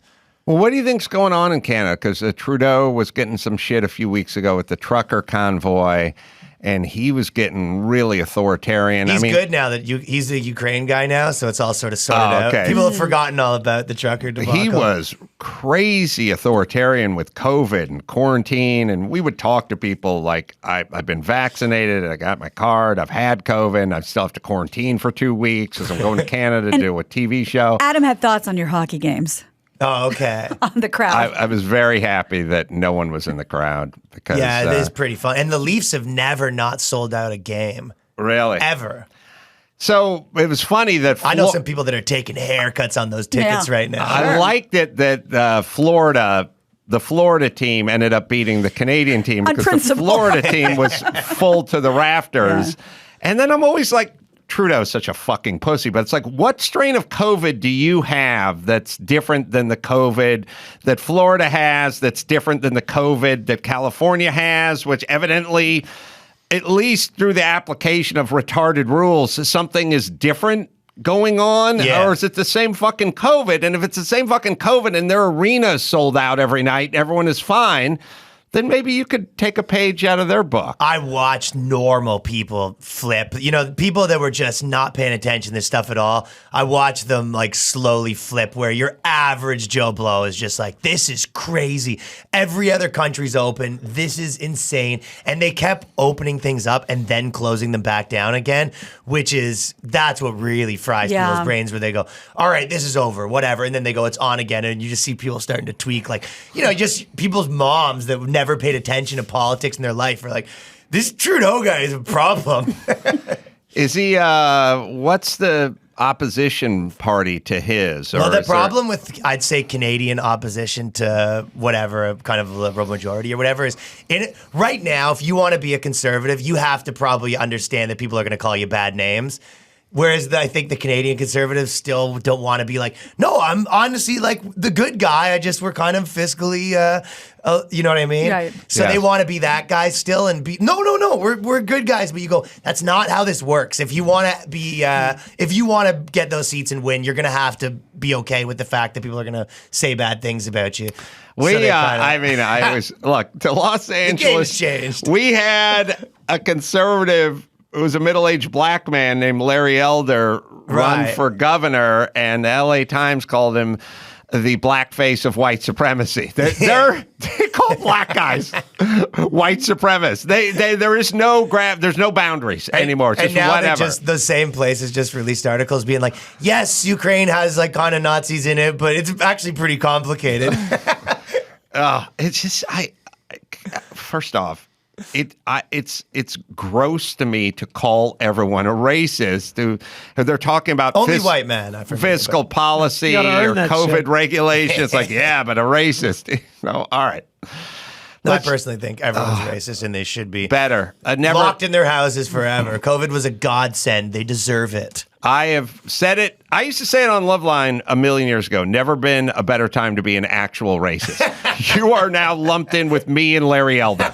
Hiding in plain sight. It's awesome. Yeah. You get to do whatever you want. Or if you like take it seriously, where it's you consider it like a very exclusive club where you go, this is what real racists do, and they go, this guy's a racist, this guy's the racist. They go, no, they're not. They're not in the club. These guys won't Stop even do diluting my ideas. Yeah, I used to be a carpenter, and when people called me a handyman, it pissed me off. It's that same. It's come up at the racist meetings I attend. We don't like this blunderbuss approach to racism. Well, I like the idea of the KKK having their sort of meetings, and then all these people bringing in recruits. They're like, this guy's super racist. Every blog called him racist. He's the worst guy ever. And then they gets there, and he's like, yeah, I'm pretty down for every race. They go, what the hell? You told me this guy was super racist. I brought my friend Sharon Osbourne in here. You're bringing me this shit. But Twitter said I was racist. I thought, the way Twitter was talking about it, I thought he was going to be next up for Grand Wizard. They canceled him. He's so racist. Great, bring him in. If you wanted to go look at a chart, if someday some historian made this chart, and the chart would be this country, actual racism. We'll just start it in 1950 and see where it went. Actual racism chart, and then another chart, amount of times people called people racist and said it was systemically racist and said environmentally racist. And that chart, it would just go two opposite fucking directions. Yeah. It's insane. It's also insane that it works. It is so effective. Yeah. That all it's there for is we got to shut this person up, so we'll call them this. And the thing about it'd be up there with like pedophile, but pedophile, you got to make a move at some point. Like you could shut someone up for being saying they're a pedophile, but at some point we got to dust for some prints. That won't stick as much if they haven't racist done anything. in your heart. See, now once it's in your mind, then we can paint anyone with that brush, and then we can silence people. But the problem is the overuse of it wears it out. Same with conspiracy theorists. That's one right now where anyone that says anything different, they go, oh, he's like even Russell Brand, those kind of guys, it's like conspiracy theories. But to me, the funny part about, the calling everyone conspiracy, you go, do you admit that there has been ones that were right? And he's like, how do you know? You go, here's a bunch of examples where the conspiracy theories were right. So then how do you now go, well, you're not allowed to talk about them ever? And you go, well, yeah, some are right, some are wrong. The problem, much conspiracy theory, same with calling everyone a racist. We had Bull Connor and hoses and dogs and stuff. There's footage, a guy standing in front of schools saying no Negro should enter this premise. That's good. And so we had real examples. And then like with the conspiracy theory, we had Kennedy being shot. We had the towers coming down. Moon landing. We had some stuff. And you go, that's a racist over there. And that's a conspiracy theory. But we broaden it out to the point where you go, well, maybe the virus came from the lab that studies viruses in the town it was named after. Okay, tinfoil hat. Maybe Pfizer has some financial incentive. Yeah, maybe there's some incentive for a fifth shot from Pfizer. Maybe ivermectin can be effective in early usage or something. Now Go back to MAGA country. You're lumped in with the flat earthers now, which means you fucked. It's same what you did with racism. You spread it too thin.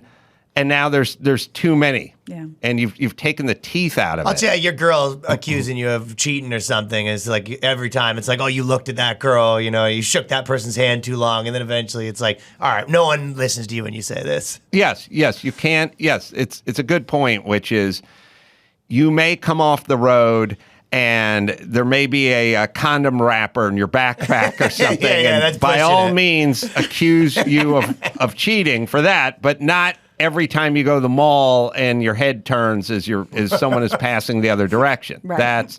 That's the point. Do you know her? You fucked it out, people. Yeah. You cannot keep doing this. But also, as we talk about all the time, when you then try to corral everyone this way, it just gives way to other platforms and other groups and other technology, and that's what a lot of people are doing now. The industry's lost their vouch. I mean, they've always done this, but now it's the same. To go back to the girl thing, is really how many times could your buddy be like, hey, this girl's smoking hot, right? And then you see her and it's like a 5 or 6 and you go, what? And then the 10th time he's like, I got a girl coming over smoking. You go, well, we don't listen to you about who's hot anymore.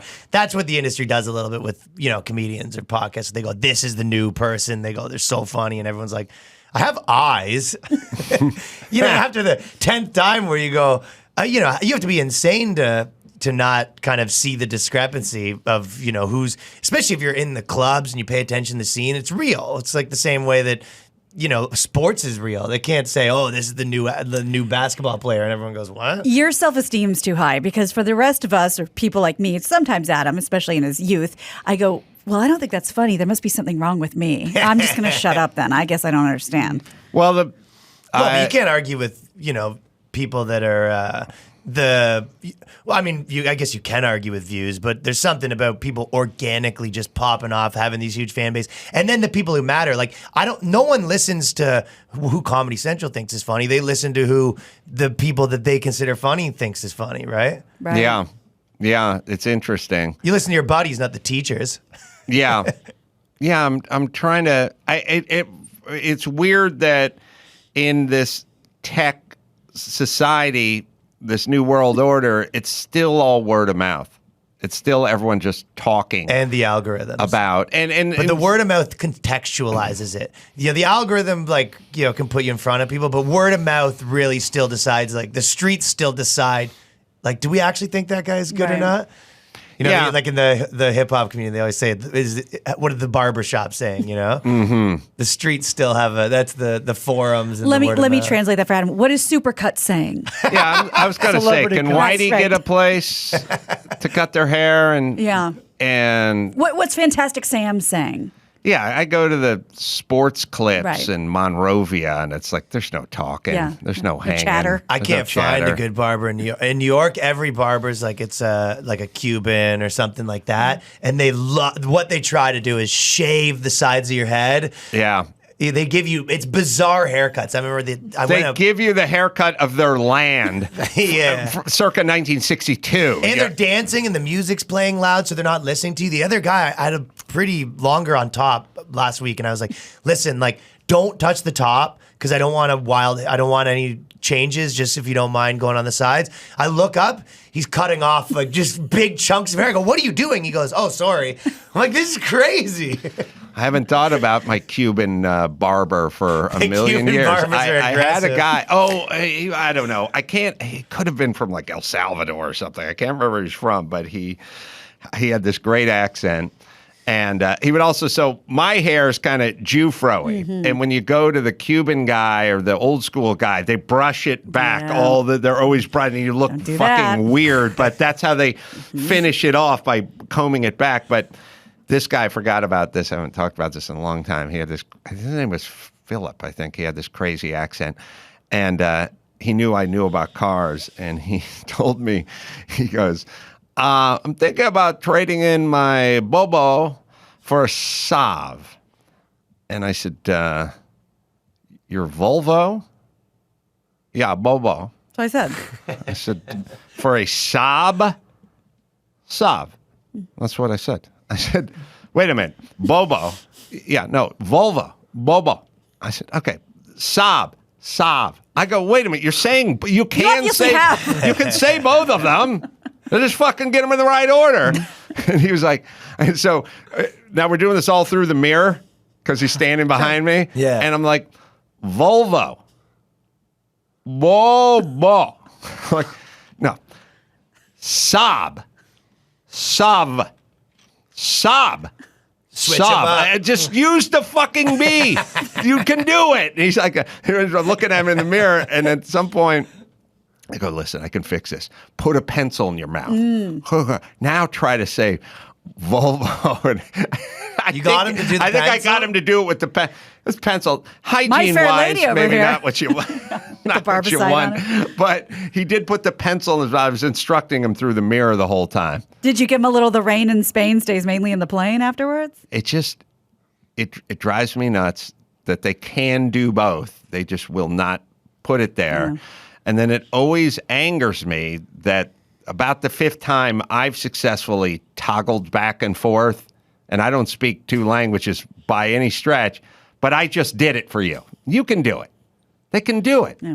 They just won't. I took French bring that for, up at the meeting. I think 8 years. Yeah, bring it up in the meeting. I took for French for 8 years, and I go to Quebec, and I can barely say hello. Oh, yeah. Yeah. It just disappeared. But that's weird French. Quebec French? Yeah. It is. Well, yeah, because Paris French is like very sexy. And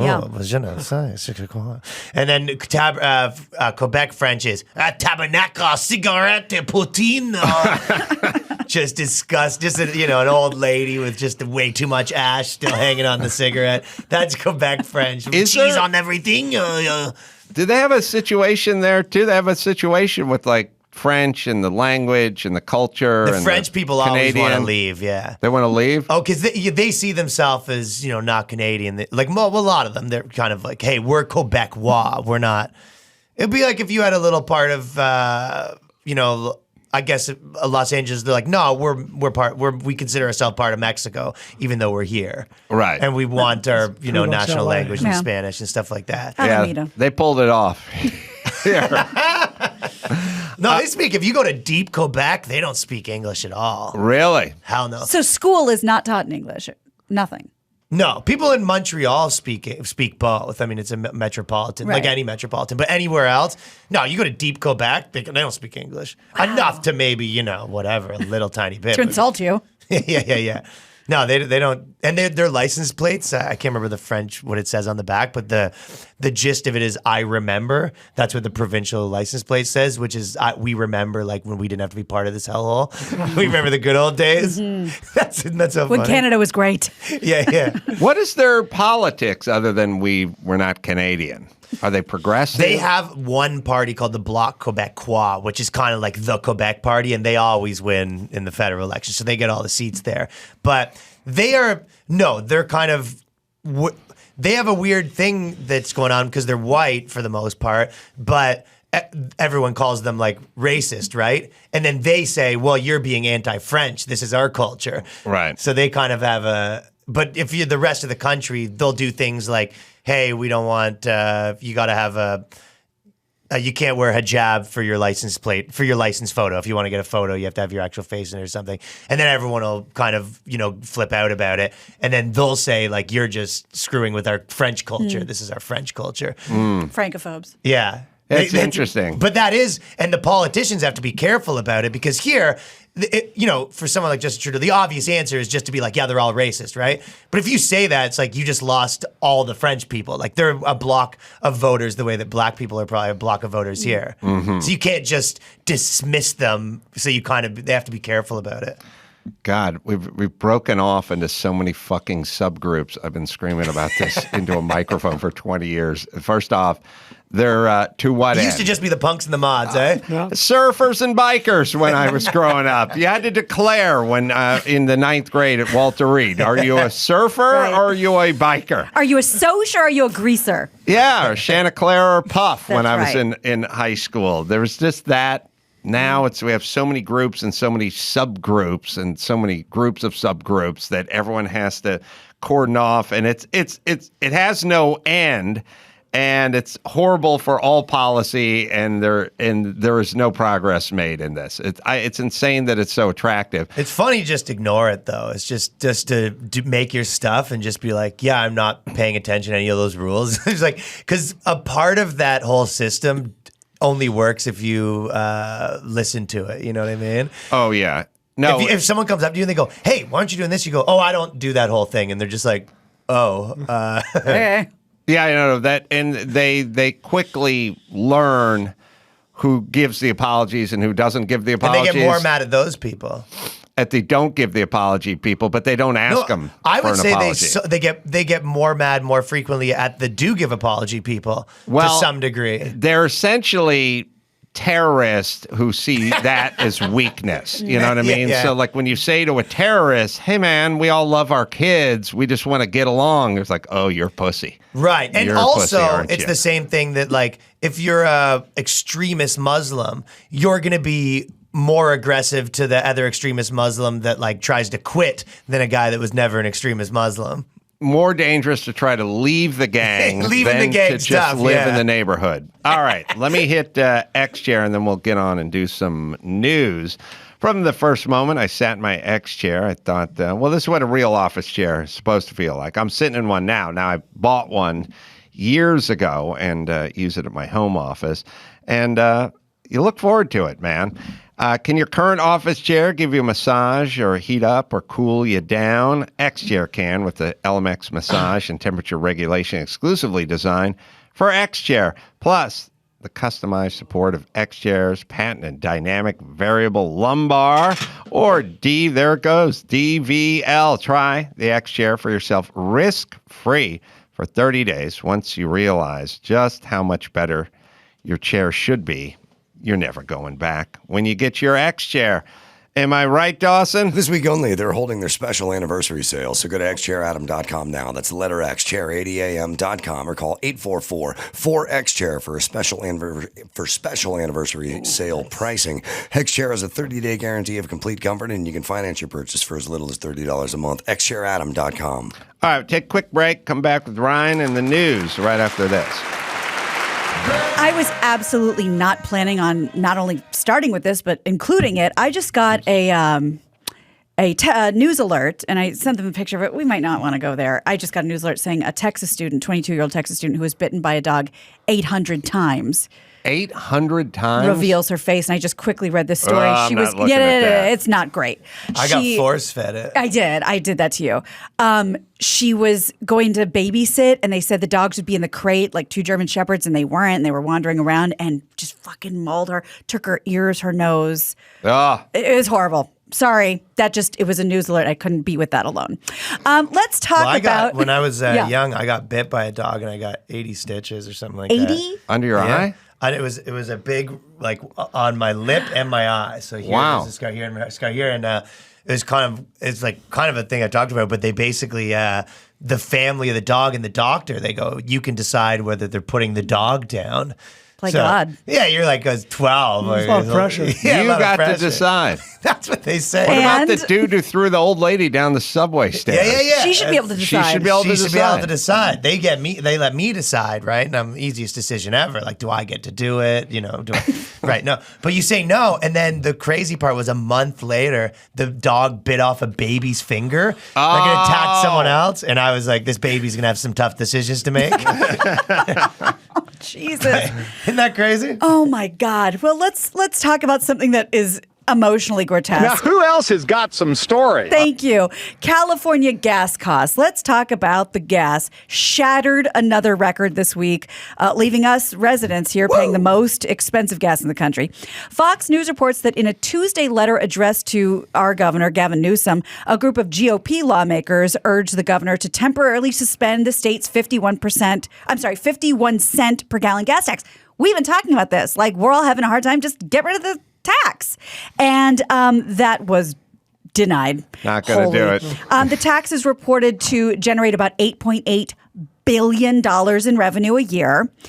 Republicans noted that Newsom had previously expressed support for helping California drivers. By the way, you get rid of the 51 cents, and we're still the most expensive gas in the country. Now we're at $6.11. Yeah, I mean, we just got back from KC where it was, $3.41 or whatever it was. You get rid of the tax, and we're still $2.50 more than KC. Is that because of our, like you said, our Arabica blend? We do like a California blend, but it's also California just taxes the fuck out of everyone, and anything they can get their hooks into, they just go after it.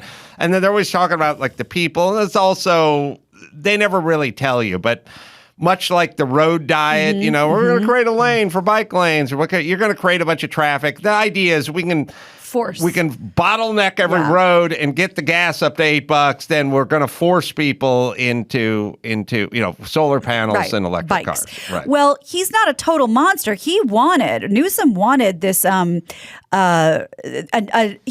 implementing a 5.6% tax hike, but he's going to put that off until July. And they also found that what he's implementing would save drivers 3 cents a gallon. His office also floated the possibility of a rebate that can go toward residents with cars registered in California, but that wouldn't help anyone anytime soon. Yeah, like I said, we do this thing where we go, we'll drop the federal tax. All right, that's 17 cents a gallon. We'll open the strategic oil reserves. That's a day and a half worth of fuel. Sounds good, but this bill that they introduced in January, it would be immediately suspended, and they got cold feet. All right. Well, here we are. Yeah, it's fun. People are filling. This is the thing. People are like, I hate filling up my car, so I only do it $20 at a time. Now you're spending more time at the fucking gas station. You're using the same amount of gas. I hate filling up gas, so I make sure that shit is topped off. I don't want to come back anytime soon. When I used to ride a motorcycle, I would, in the early 80s, I would put in 37 cents. Oh, my God. Like, I swear to God, the motorcycle tank, How big is the tank on a Honda 404? Come on, off memory, Chris. Circa 1983. It was, I'll say it was a 5-gallon bucket. It must have been 3.8 gallons or something like that. And the Arco gas was like 99 cents. Oh. I would scrape for change, put in 50 cents, siphon the and rest. I could go to my buddy's house and back like 4 times off of what the change that I put into that tank. Yeah. Those days are Hey, when you were on over. the motorcycle, if a cop was trying to pull you over, would you just take off? No, I got pulled over I got pulled over and arrested once, and then I got pulled over and had the bike towed once. The bike didn't have that kind of juice. Well, I've heard people say that any motorcycle, the cops can't catch you. You just take off. Well, I'm trying to. I'm trying Nowadays, to. they got your Is this a license, wives' sure. tale? Trying to think. The plates? Well, Probably so a dash cam or Well, something. you were coming down the canyon. they You didn't have a weren't. Yeah, choice. they won't. Well, now they probably wouldn't chase you No. because there's a I mean, danger factor. I don't think they could chase you before. I mean, you'd But be gone. well, I was on Laurel Canyon, and it was Windy just, mountain. I was just coming right down Laurel Canyon, and every side street's just a dead end or a cul-de-sac. 3.7 gallons. That's what my motorcycle held. So not even 4 gallons. Anyway, I should have run from the fuzz. But I ended up having some good life experiences. You know, one was pulled over on my way to work and then fired from my job. And then the guy left the bike, but he arrested me because I had warrants. And then the other one was he towed the bike And left you. and left me, and I had to walk back to my apartment. And it was a pretty, I'd say about the bottom for me, because here's how it works. I didn't have my class whatever motorcycle license. I could just ride a motorcycle, you know. Yeah. But I got pulled off the bike, and the bike got towed because I didn't have a motorcycle license. But what they do is they tow the bike to an impound yard. Then you have no transportation. So you have to walk home. Actually, the cop or the guy who was driving the tow truck who was impounding the motorcycle offered me a ride, and I turned my nose up at him. I was You're like, a man of no, principle." thank you. I have my fucking dignity. I'm not going to share a cab with you. I walked. I hitchhiked home, and then the big guy from Stand and Deliver, That's right. actor in a movie that came out like 3 years later, the guy picked me up in a Pinto, and he drove me back to my apartment. And then you have to get a ride to the DMV because I don't have any transportation. Start there. Then you go to the DMV, and you can't take your driver's test because you don't have a motorcycle. You can't go through the cones or anything because the thing's impounded, but they have a plan for that. They give you a temporary license, which, once again, I don't know how my skill set improved from the temporary one that I got at the DMV. Because you didn't work on any cone, braking, balance, anything. You go in, take a shortish test, get a temporary motorcycle license, then you have to get a ride from the DMV to the impound yard and show them the temporary license, and then for $89 nice bucks, bureaucracy they there, right? release it to I've you. been there. And they always charge you for 2 days storage because they got it on Friday night. Now it's Saturday morning. It's like 2 days. Technically. And then I had a van that we went on tour, and it was parked in the wrong spot, and we came back from tour, and it had been impounded for a month and a half. And they go, yeah, you owe us like $9,000 or whatever. Yes. And you go, you don't send an email. There's nothing. It's just, no. Listen, if you got your car stolen in Los Angeles and the guy joyrode it and then stripped it and parked it in Van Nuys and it got towed, you'd be on the hook. Of course. For that. You have the title. It's such a fucking scam. Yep. It's so brutal. And all it does is it punishes the shit out of poor people. Yeah. Like half the shit I dealt with when I was poor was like, I had a motorcycle. I had 4.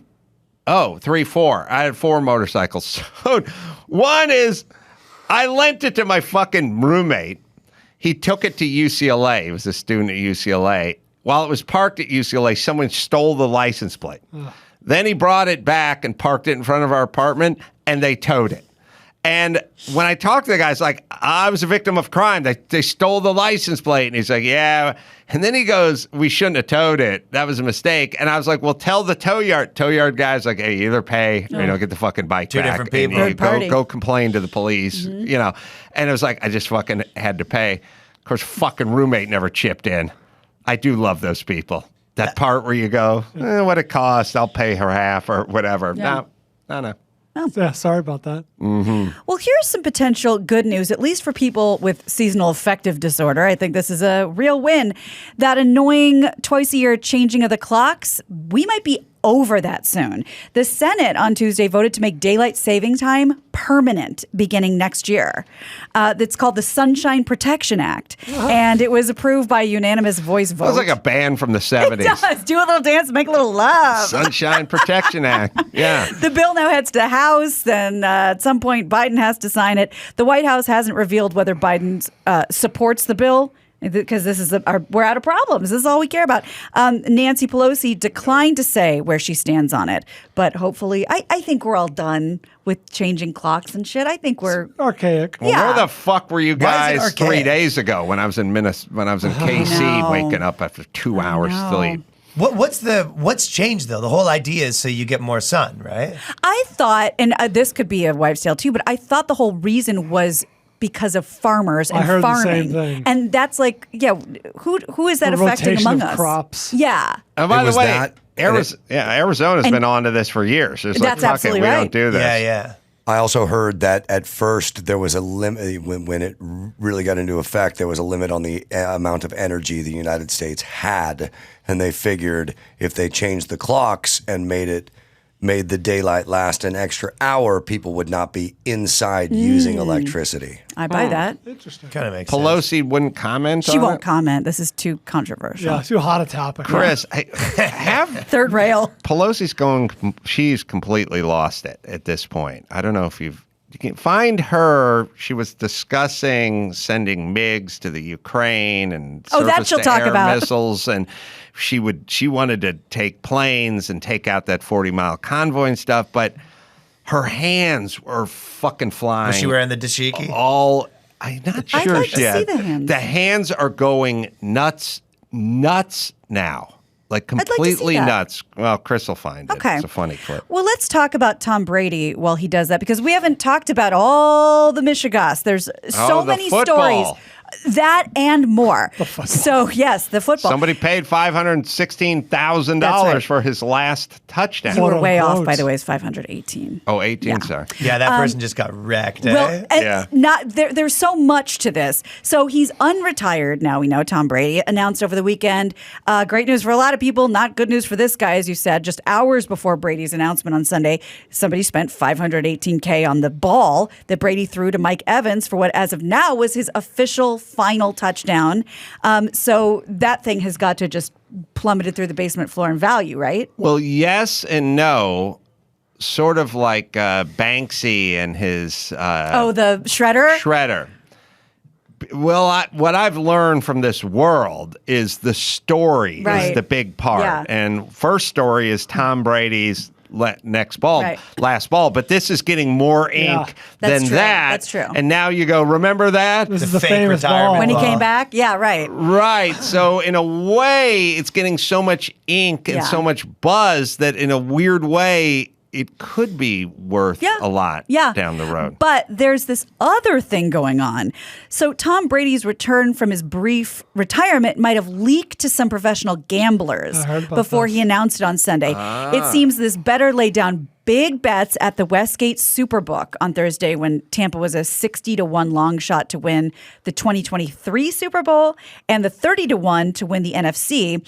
A VP of the sportsbook says, quote, "It wasn't a guy with a Tom Brady jersey at the counter. It was a player that we would describe as sharp.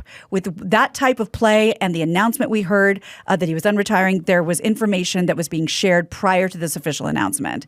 So what do you do with that guy? Like, lesson learned? There were 60-1 before that? That's what it says, yeah. Tell me if you guys would have stopped. I was doing Megyn Kelly show like I told you guys the other day, and she was talking about this subject, and she was kind of on a roll, and she was like, and Tom Brady lost his last game. The last NFL game, he lost it. He doesn't want to go out a loser. And I was like, Well, everyone loses.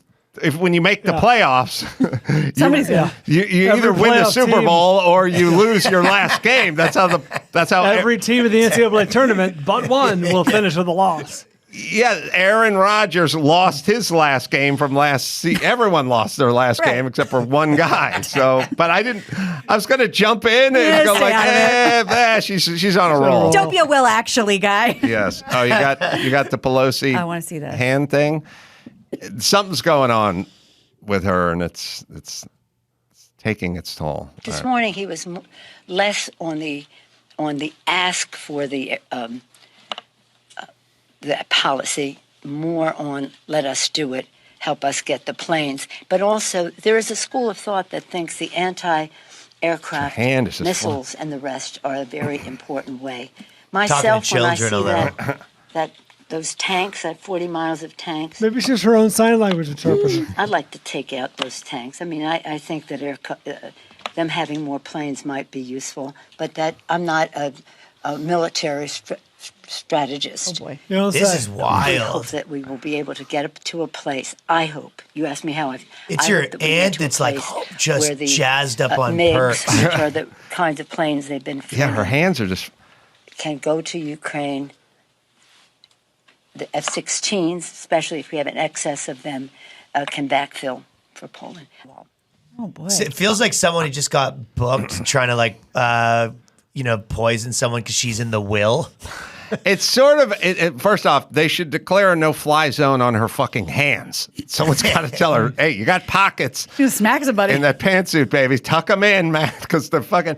Now, I was talking about. I was asked Drew about this. I was going. She seems cognitively like she's having some issues, and I said, I think, when you talk to my old dad, he'll go, well, how's your daughter doing?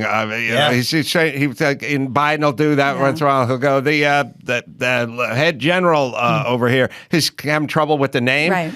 There's a verbal way to do it. Everyone kind of does it. She's doing it with her hands, Yes. I think. She's trying to remind her mouth what to say, like the missile, the plane. Like she's Sky. The whole thing is she might be giving secret signals to her stockholders. She goes, this is we're gonna bomb them. This is a buy. Savvy. That's good. My first, because it felt very Veep. My first inclination was people do that when they're lying, like she's overcompensating. But then it started to seem like she was losing her words. It's sort of like if you took someone and you went, you're the cruise director for the ship, and you have to tell this audience all about what's going on the ship over this weekend, and you knew nothing. Right. You'd go, there's for the waves. Shuffleboard over here, and you can go dine out at the Lido. A lot of music deck. afterwards. Just giving the book part without having read the book. Right. Exactly. Yeah. Did you hear about this director, Jane Campion, who I'm sure Brian knows who that is? Oh, yeah. Yes.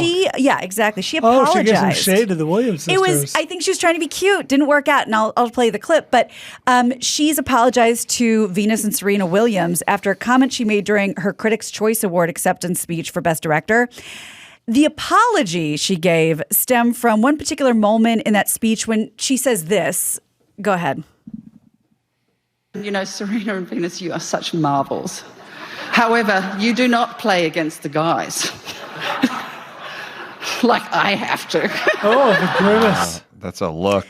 Yeah, so she had a little mea culpa. She said, I made a thoughtless comment about equating what I do in the film world with all that Serena and Venus Williams have achieved. I did not intend to devalue these two legendary black women and world-class athletes.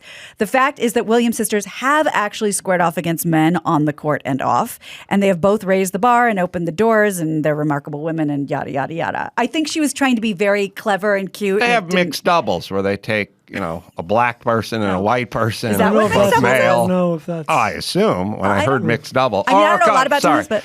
Could be black chick and a white chick, and they put them together against Puerto Ricans. Serbian, I've never Ukrainian. seen They mix it up. Okay. Mm-hmm. Yeah, I've seen Wimbledon. I don't remember that being the... I think that Venus Williams could beat the top 3-tiered men 3-on-1, if you ask me. Well, she's played, maybe like an exhibition, like what's their names? Help me. the old school one that everyone. Bobby Riggs. Yes, the No, War not of the Bobby. Sex. She didn't play. No. But I'm saying Like I think exhibition she's style. played exhibition style like they did. Oh, right. So Billie you Jean have King. Yeah. Thank you. Yeah, that was a I big feel like one Pelosi. that the guy came out of the retirement and just destroyed her. Did that happen? Yeah, there was a big internet fiasco, and the guy was kind of like the first ranked guy, but he was like 55 now or something, and he came out of retirement and beat the top ranked girl. They say we couldn't beat anyone in the top 100 rankings for the guys, but the director. The guy's laughing the hardest is Sam Elliott, right? Because they just had their He had dust thoughts, up. and she has thoughts about that too. So he expressed some criticism, let's say, with Power the Dog in a podcast, blasting the Western's, quote, illusions of homosexuality. The Netflix How drama. gay was Hair of the Dog? Was it? It's subtle in the sense that there's not like a flaming out dude. It's fucking in 1901. You know what I mean? So the guy's playing it pretty close to the chaps. But Is it more than I wish I knew how to quit you? Oh well, way less. Oh, okay. way. There's gay sex in that movie. Indeed. No. This is very subtle by comparison. Well, she said about Sam Elliott, I'm sorry he was being a little bitch. He's not a cowboy. He's an actor. That's not wrong. Where's Power of the Dog rank for you Western wise? It's a good movie, but I prefer a more traditional Western, like Unforgiven. The Clint Eastwood movie is one of my favorites, even like the True Grit remake, or even like Tombstone, which is a little more rock and roll, but it's fun. This is a heavy character, slow drama. You know what I mean? Like it's not. Sam Elliott had a little bit of a point, which is this is not the Western that we all know. And I even said that on this very podcast. This is not the Western you are expecting. This is a slow burn, character study. All right, let's bring it home, Gina Grad. You got it. I'm Gina Grad, and that's the news. No Negro should enter this premise. Gina Grad. That was the news with Gina Grad. That would go on my reel when I ran for election. That's going to make the cut, buddy. Yeah, you're right. Yeah, you got a diverse history there. And let's not just limit my best ofs to the African American community. Mine would span well. Oh, yeah. Ironically, very diverse. Yes, very diverse lowlights of the Ace Man, the trans community, the gay community, maybe the Hispanic community, the Asian, but all find it a nice home. Right.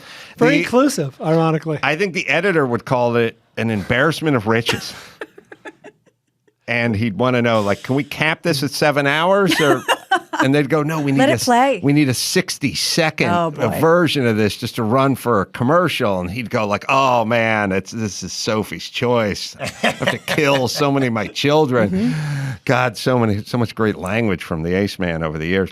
Ryan, let's give you a stand-up. By the way, stand-up special, Ryan Long, White Immigrant, available on YouTube. Subscribe to his channel, Ryan Long. Also, coming up, dates, Nashville Zanies, March 25th, 26th. Podcast, The Boys Cast with Ryan Long is available as we speak. Website, RyanLongComedy.com.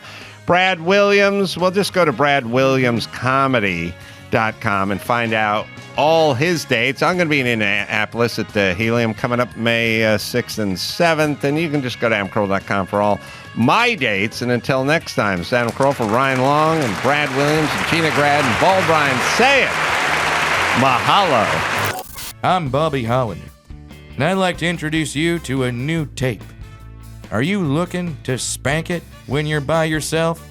Well, you're going to get an opportunity with the personal touch. Oh my God, is this thing hot? It's like a war zone in Ukraine. It's that hot. Yeah, let me jump in.